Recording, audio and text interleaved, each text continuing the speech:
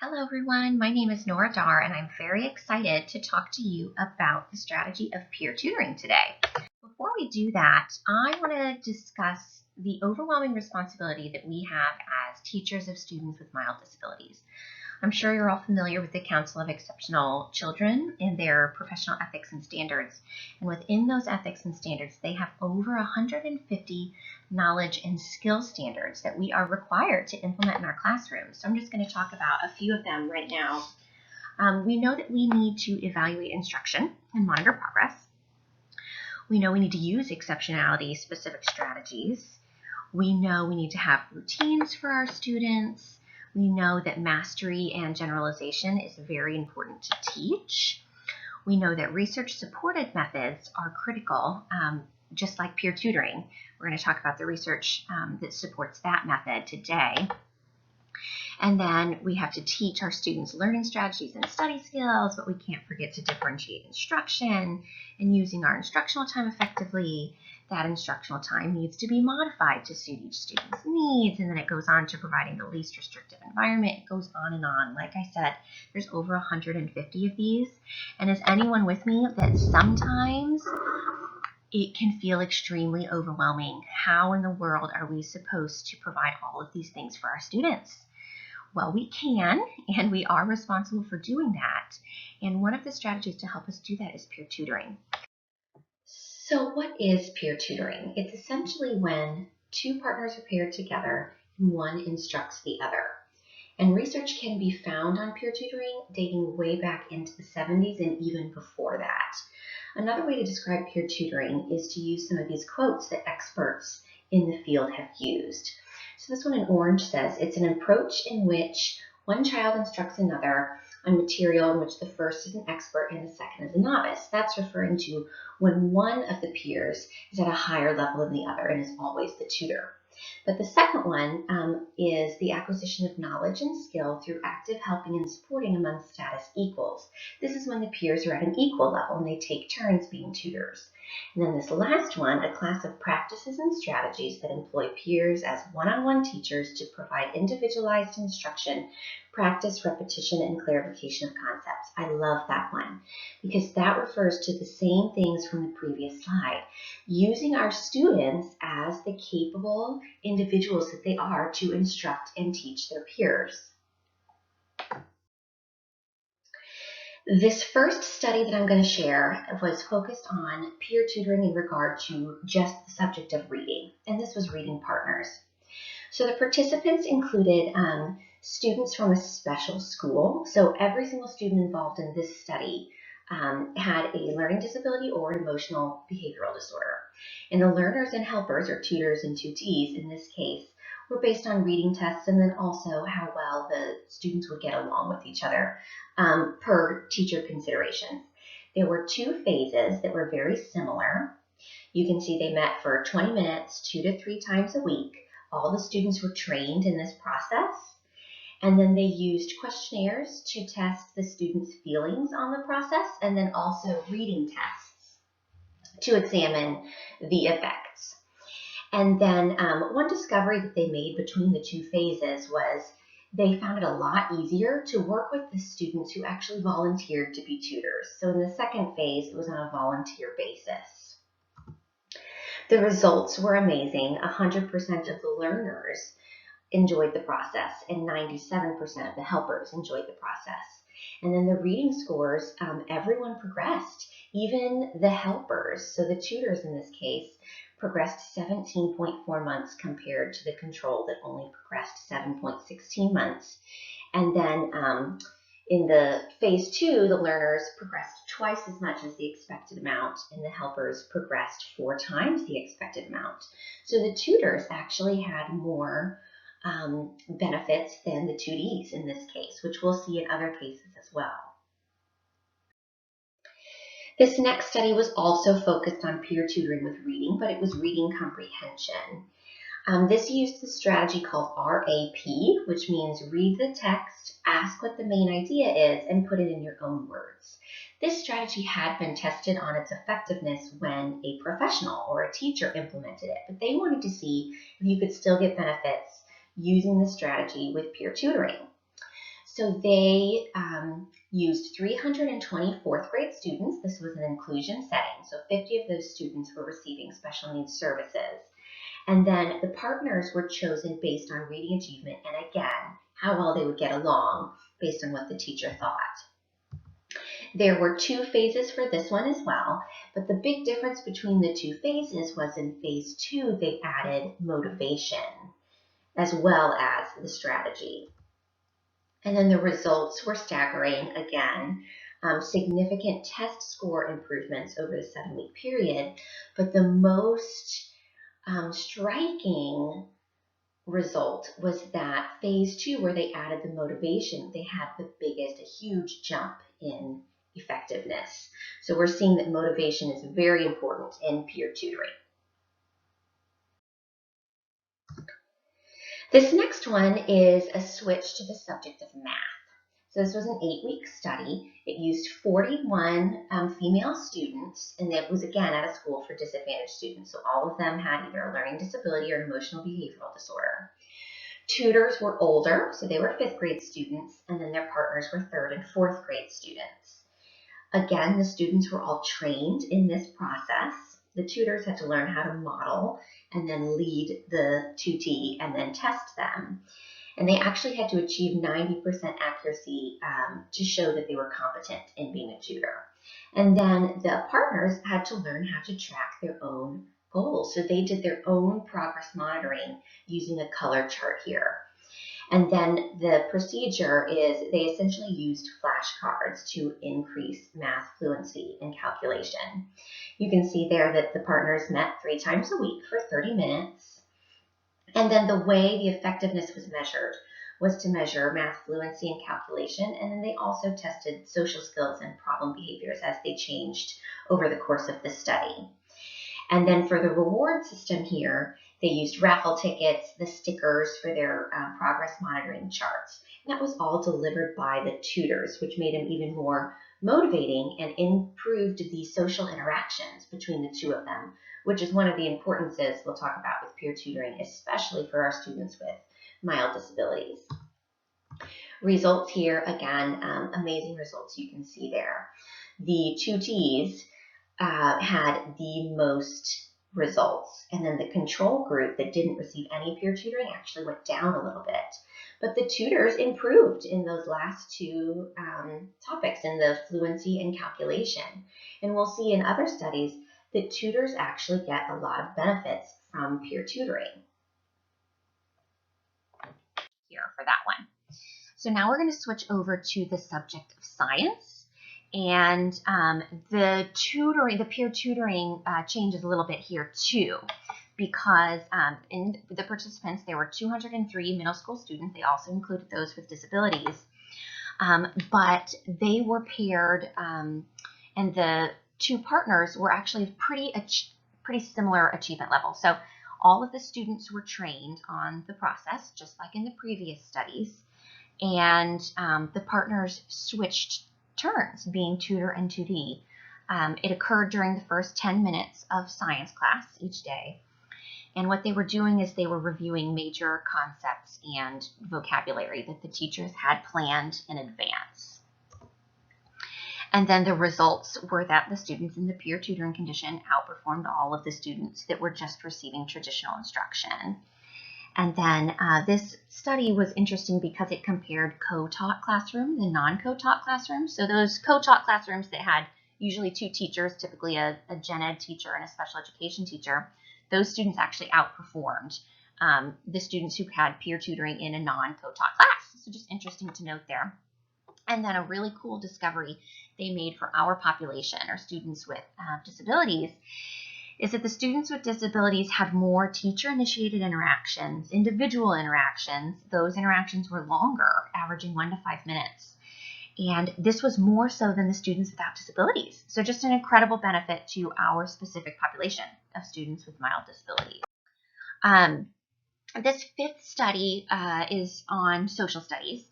Similar to the science, the participants, the pairs were chosen just based on who would work well together, not necessarily different achievement levels. So they also switched roles, being tutee and tutor.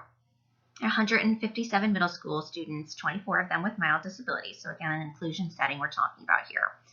Parents got the materials as well on a volunteer basis. We already talked about how the pairs were kind of split up. And then all of the students and parents were trained. Again, really important that everyone knows what they're doing here. And as far as the schedule goes, the peer tutoring occurred during social studies class instead of the independent seat work they would typically do. The students tracked their own progress, and while they were in this peer tutoring, they had pre-tests and practice and post-tests based on information that all of the teachers had compiled, so things they knew they were going to be teaching throughout this 18-week process. Results similar to the others, the students in the peer tutoring outperformed all of the other students. And one of the surprising benefits here was that students didn't only improve on the topics that they were doing in the peer tutoring, they also improved in topics that they didn't even use in peer tutoring. So something was happening. So even though they weren't working on these additional non-target items, they were improving more so than they would have otherwise. And 90% of the students reported feeling positively. A really important thing to note here is that this study combined differentiated instruction with peer tutoring because the students progressed at their own rate. So within their folder that they had for peer tutoring, they would only move on if they had mastered the previous concepts and topics. So it's differentiated as well as getting the peer tutoring, which is really important. So these last two studies we're going to talk about looked at multiple studies and drew some new conclusions about peer tutoring in general instead of just specific subjects like we had just talked about in the previous ones. So this meta-analysis looked at 26 different studies, and 23 of those specifically had students with disabilities. And they ranged from 1984 to 2011, these studies did. The overwhelming result was that students in peer tutoring always made higher gains than the students without the intervention. So again, we're learning peer tutoring just works when it's done effectively. And they came up with 4 conclusions. One is in regard to grade level. So the tutoring was actually a little more effective for our older students, for middle school and secondary students, which is interesting. Over to the use of rewards, anytime rewards were used, there was a higher effect size than those with no rewards. And again, the rewards were more effective with our older students, with our middle school and secondary students, which is interesting. And then in regard to content area, so which subjects was peer tutoring the most effective? They found that vocabulary and math had the largest effect size. Reading was close behind, and spelling and social studies still had good effects, but it was the smallest of the content areas. And then in regard to our students with disabilities, those students, the students we are working with mild disabilities, had the highest effect size. So they were actually getting more benefit, it appeared, than the students without disabilities. So this just really supports the evidence that repetition of key concepts and increased opportunities to respond are really important for our population. So peer tutoring is really important and effective for our students with mild disabilities. Final research is a literature review that again looked at many different studies. And the conclusions they came up with were the benefits that were specific to just the tutors, just the tutees, and then benefits for both of them. Tutors, this is really interesting. Again, they showed more academic progress than those who were not involved in tutoring, but they made gains in subjects that they didn't even tutor in. And this is unique to just tutors. There's something that happens when these tutors are working that helps them make gains in other areas, which is amazing. 2D benefits we've talked about already, but they show more academic progress. Something to note is math, again, resulted in the highest effect size, and that the one-on-one instruction was really effective. Benefits for both of the students involved: increased time on task, classroom behavior, attendance improved. They had better, more positive attitudes about school and more confidence in their academic ability, and then increased feelings of social acceptance. So all of these benefits are really great for peer tutoring. So now we're going to talk about how do we implement peer tutoring into our classroom.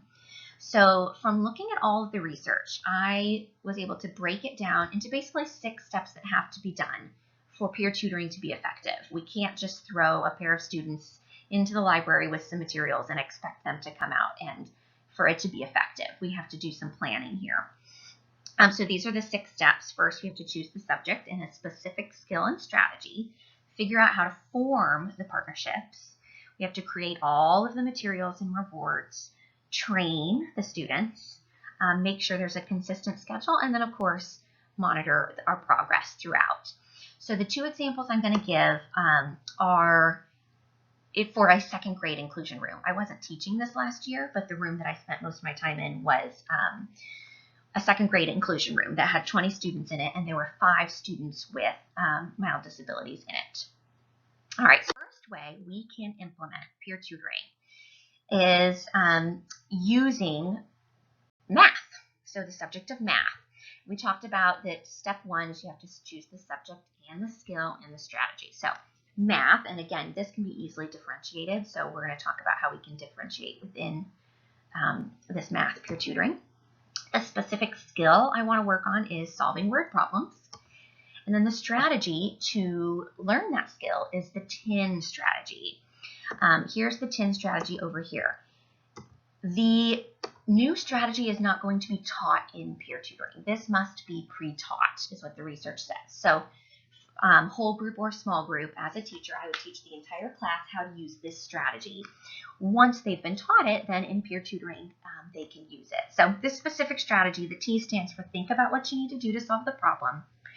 The I is information, circle the things that you need to know in the problem. And then finally make a number sentence to represent the problem. And this strategy is taken from those authors down there. So how would we form groups for this math peer tutoring strategy? Well, in my 2nd grade classroom example, there are 20 students, and the 20 students are already broken up into math levels. A lot of classrooms are like this. So in this particular class, there are 6 that perform below math expectations, 10 that meet expectations, and 4 that are gifted in math. An interesting note here is that each of these 3 groups actually has at least 1 student with a mild disability. In the gifted section, there is 1 boy who has ADHD and anxiety, so he gets services for that, but he actually thrives in math.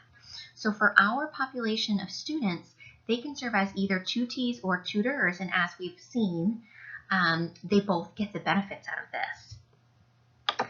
So in forming my pairs from these 20 students, what I would do in this situation is just ensure that a student is paired with someone from one of the other groups here. So each pair will have 2 students that are slightly different in achievement level, but it's very important that you know they'll work well together. And then in this particular math example, they will each play tutor and tutee at different times. So they'll be switching roles partway through the peer tutoring each day. And that's okay because there's differentiation between or within their materials. So as we'll see on the next slide, the next couple slides, the personal folders that each student has will have material that is leveled for their current level. So the step 3 here, I'll get everything up here so we can see. This is all the materials and the rewards. So this is work that the teacher has to do up front before peer tutoring can start. So for this particular example, each student will have a folder. And the owner of that folder is the tutee in this case. And so it would have a worksheet with 3 word problems on it, and then it would have their little sticker sheet that's down at the bottom so they can track their own progress. Also within their folder is a paper for the tutor to have. That's in the top right. As you can see, that is kind of the cheat sheet with the TIN strategy on it. And then they will also have the stickers because the tutor is actually the one who's going to give the tutee the stickers for the problems that they get correct. So these are the materials that would be within the folder for peer tutoring. Again, this is a lot of work up front to create all of these materials for all of the different levels, right, that your students could hit throughout this 8-week process. But as we've mentioned, it's very worth it in the end. step 4, this is a very important step. Before the peer tutoring can really begin, you've got to train all of the students. I would do this in a small group setting so you can make sure that each student gets a lot of practice and role play in. So first of all, the students need to understand the process, everything we just talked about on the previous slide. So what materials will be there, that they need to do the 3 problems. The tutor will help them do those problems with the strategy, and the answer key, and then they'll switch roles. And they need to know what to do when they're finished early as well. A really important thing to learn is that when you're the tutor, you need to give verbal praise. They need to be explicitly taught how to motivate the tutee. Say learning phrases like, nice try, that was a tough one if they didn't get it, or you did it, here's your sticker. Lots of role play there. And then another really important thing is the tutor needs to know how to help the tutee. So if they get stuck on a problem, instead of just giving them the answer right away, they need to be trained to wait about 10 seconds, right? Just like we have to learn as teachers to wait, give them time to think. Then start with just looking at the answer key and saying, you know what, maybe we need to circle this number. What other numbers do you think we need to circle? Then if the student still can't get it, then they give them the number sentence and see if they can solve that. If they can't do that, then they finally give them the answer. This practicing needs to go on for several days until you are confident that the students are confident in their roles. So our final 2 steps are 5 and 6, setting up a schedule, and then how we are going to evaluate this process. So for this particular math peer tutoring strategy, I would do it on Tuesdays and Thursdays right after lunch for 20 minutes. This is usually time when the students have silent reading or homework time. So on Tuesdays and Thursdays, they would do peer tutoring, and the kids would know that every week. This would be a dependable time for them. And then the final step, how are we going to evaluate this process? So during the peer tutoring, we're going to float around the room as teachers. We're going to take anecdotal notes as we see fit. Are the students on task? How are the strategies being implemented? How does it seem to be going? Making sure everyone knows what they're doing. And then prior to every Tuesday and Thursday, of course, those individual folders need to be updated, right? So we're going to be going through making marks on who's progressing at a pretty regular pace, who's been stuck on the same 3-word problems for a long time, and what changes need to be made in that area.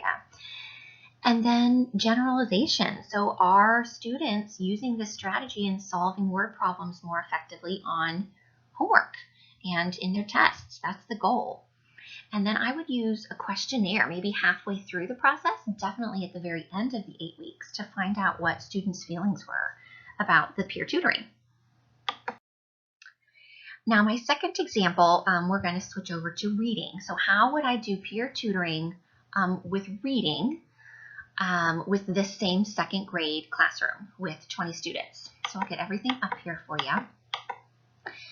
So similar to math, we needed to choose the subject, a specific skill, and a strategy to really hone in on one thing for the peer tutoring. So reading is the subject, the skill is reading comprehension, and then the strategy we'd use is called the story strategy. Again, it's pre-taught, something that I have taught them in a whole group or small group that they have seen before. This particular strategy, S stands for setting. What's the setting of the story? Which characters are talking in the story? Oops, what was the problem? What were the attempts to resolve that problem? And then how was the problem solved at the end? So this is the specific thing that I'm targeting in peer tutoring in this example. Again, we need to form groups. So my class of 20 already is split into 5 groups, 4 students in each according to reading level. Again, a lot of classrooms you have split up this way because we already do small groups. Similar to the math groups, there are students with mild disabilities kind of spread throughout those. It's not a perfect even split. There wasn't one student in each one. I don't remember the exact details of where they were, but they're in multiple groups here. What I do know is that in the lowest achieving 10 of the class, all 5 of the students with mild disabilities were in that bottom 10. So that's important to know here because this is different than the math strategy. With this reading peer tutoring, the tutees and the tutors will stay the same the whole time. So I know all 5 of my students with learning disabilities are going to be tutees, receiving instruction throughout this process. And then differentiation is still happening here with this strategy. The texts that they're going to be reading are chosen according to the reading level of the tutee. And then also there's differentiation with how the text is read. So some of the tutees are pretty good at reading aloud. So I would have them read aloud to the tutor, and then the tutor would help them sound out words that they don't quite know. Some of the tutees really struggle with reading aloud, and since this isn't a strategy to work on reading aloud, it's just a strategy on naming those 5 story elements and comprehension. So some of those students, I will have the tutor actually read the text aloud to the tutee, and then they can still work on the reading comprehension. Other students may be allowed to read silently, and this would all be laid out in the folder, very explicit directions as to how they would work together on that. So step 3 is creating all of the materials. So again, in this case, each of the tutees, so the 10 students who are receiving the instruction, have an individual folder. And that folder has the following contents. It has the fiction text, right? The text that's been chosen according to their reading level. And there will be a description written on there as to how it can be read so that both the tutee and the tutor know. And then they would have a visual of this story strategy that they are familiar with from small group and whole group instruction already, but this is a reminder for both of them while they're having their discussions. And then there's also an answer key. This is for the tutor. If they need a little help, likely they wouldn't need help, but if they did, there's some options for things that would be an answer for each of those 5 elements. And then finally is the chart to track progress. So in the previous one in math, it was a sticker chart. So they stuck a sticker on when they got a certain answer correct. In this one, we're simply tracking which stories have been read. So once the story has been read, the tutee can fill in the box for that appropriate for the story that they read. So they can keep track and keep progress of which stories they've read. For this one, since they won't have stickers to kind of reward them for the answers they got correct, like in math, I would pass out pride dollars. That's something that the classroom uses. They receive pride dollars for good behavior and just different things. And then every couple weeks, there's a store that's opened up that they can use those dollars to pay for some prizes. So during my time where I'm walking around the room, I would just reward people for the good behavior. All right, so the 4th step is training students. This one's a little different because the tutor is always the tutor through this 8 weeks, and the tutee is always the tutee. So I would still train them in small groups so they get lots of practice, and I would train the tutees together. So there's some things that both of the students need to know, and that's this first box, describing the process. They both need to know the tutee reads the text, or it's read to, and the tutor is the one asking them to describe the story elements, and the tutor gives help, answering as needed and sounding out words. Things that are specific just to the tutors is they, again, need to learn how to motivate their tutee. So they need to learn how to give verbal praise. And they also need to know how to help the tutee. So that's in this last box here. So if they are listening to their partner read and they get stuck on a word, they need to learn to wait 5 seconds, right? Just like we need to learn to wait, give them time to try to read it. If they then don't know it, they need help sounding out the word. So the tutor needs to learn how to do that. And then they need to learn, finally, you would give them the word and then they would move on. And then during the story discussion, they need to learn how to help them. I'm not just jump in and give them the right answer. They need to praise when there's a correct answer given, and if there's not a correct answer given, they need to prompt them. So again, we're teaching these tutors how to be teachers. We're teaching them how to teach. And as we saw from the research, there's amazing things that happen for these tutors. They make academic gains not only in these areas, but in other areas. So we can really be sure of the fact that both of the students involved in this peer tutoring are getting some serious benefits out of this.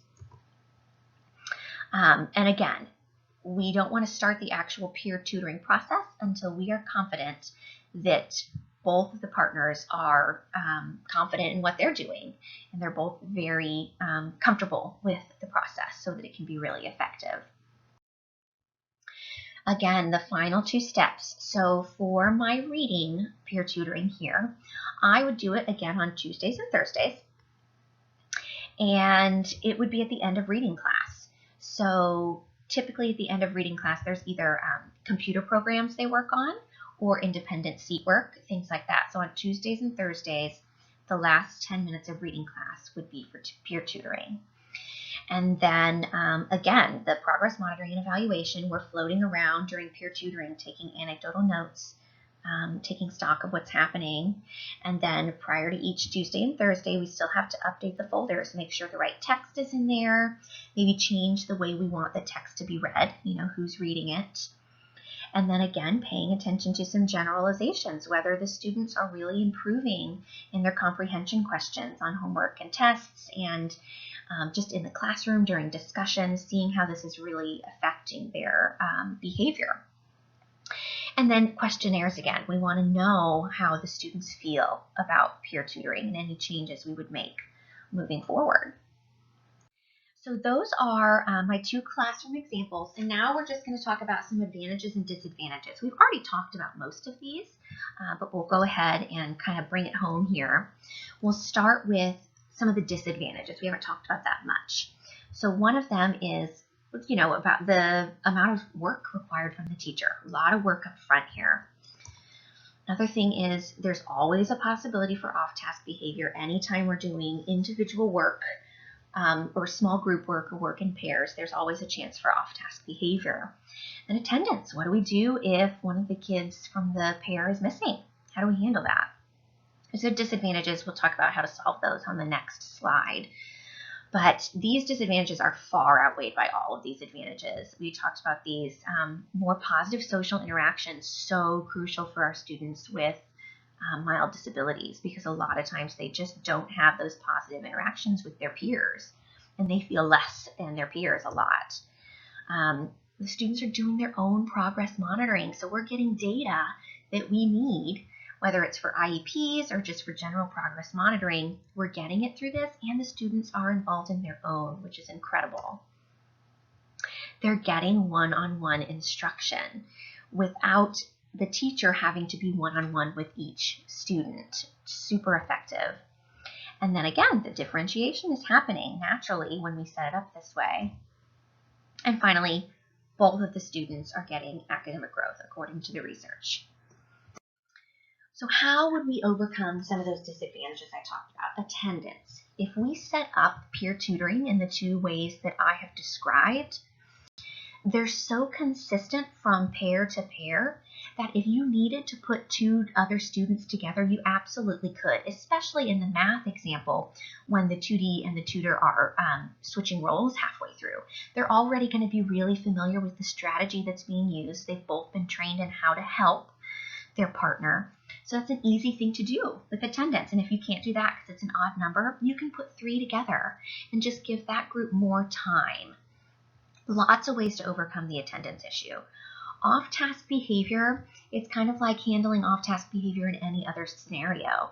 We have to, if there's a lot of off-task behavior with a certain partnership, maybe that partnership is just not a good one. Maybe we need to evaluate the reward system for the whole class or just for that partnership.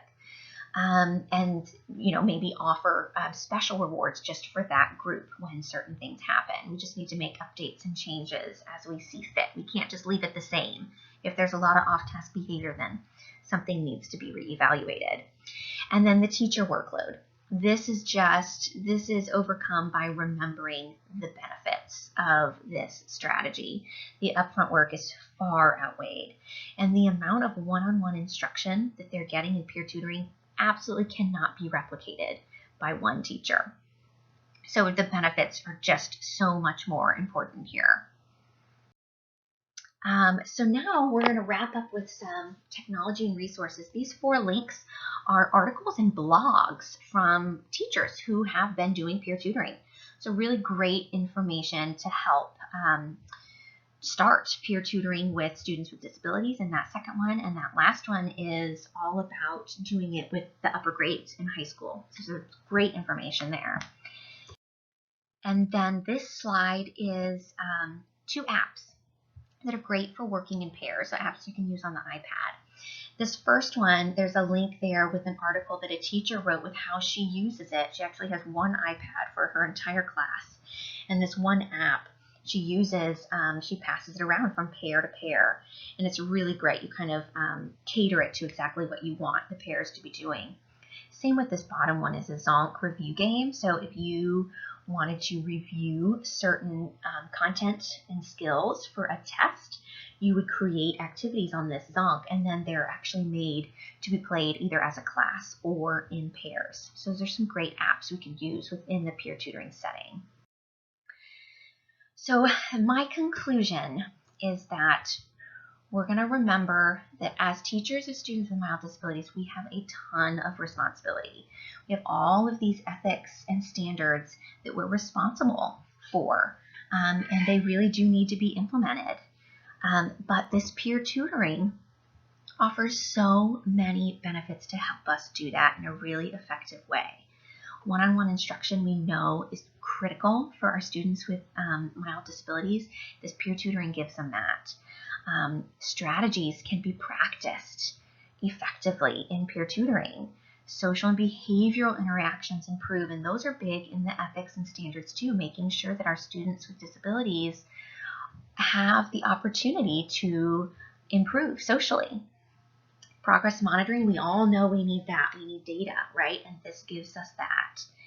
And then the least restrictive environment, this peer tutoring, I've had experience teaching in a self-contained classroom, and it would work beautifully there. You could even bring other students from other classes to help you do this. It would also be beautiful in an inclusion setting, like in my 2 examples. So this strategy is useful in pretty much every setting you can imagine. And then on the bottom, we've talked about how beneficial it is for both students involved. So we never need to feel guilty if a tutor is always a tutor, because we know that they are going to benefit from it as well. So again, to be effective, there are certain steps to follow, and it takes work to set it up and to be intentional about it. But the benefits that it provides for us as teachers and for our students far outweigh any of the struggles we might feel like we have working up to it. So that is my presentation on peer tutoring. I hope you can use it in your future, and I wish you all a wonderful rest of your semester. Thank you so much.